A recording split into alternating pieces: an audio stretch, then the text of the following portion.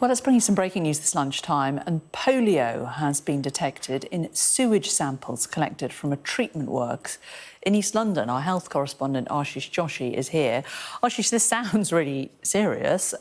Is it? Is it just something that's restricted to people in that area? It's potentially very serious, and that's why the UK HSA has declared a national incident, because it wants to raise awareness of exactly what it has found and the potential impact it could have on unvaccinated people. Polio hasn't been found in this country since 1984. It's largely been eradicated across the world through a very efficient immunisation programme, but it still exists in a few countries, namely Afghanistan, Nigeria and Pakistan.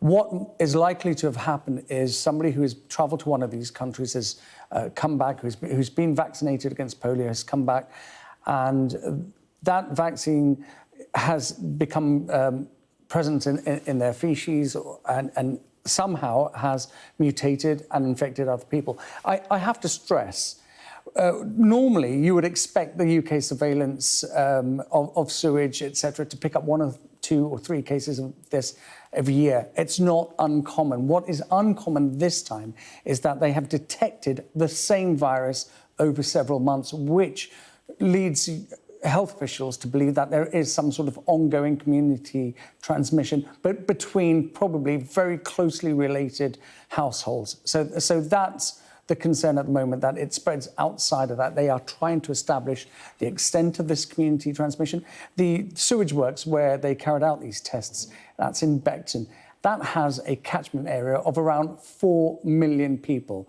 So at the moment, it doesn't present a major threat, but certainly immunisation rates in that part of London are lower than the national average.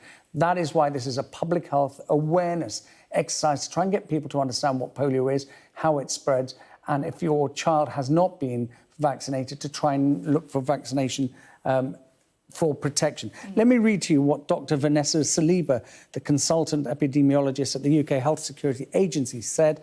She said, vaccine-derived poliovirus is rare and the risk to the public overall is extremely low. Vaccine-derived poliovirus has the potential to spread, particularly in communities where vaccine uptake is lower. On rare occasions, it can cause paralysis in people who are not fully vaccinated. So if you or your child are not up to date with your polio vaccinations, it's important you contact your GP to catch up, or if unsure, check your red book. Most of the UK population, she goes on to say, will be protected from vaccination in childhood, but in some communities with low vaccine coverage, individuals may remain at risk. And those communities in that part of London do have a lower vaccination uptake than the rest of the country. So this is a public health exercise just to make people aware that these samples have been found and there is a danger of community transmission.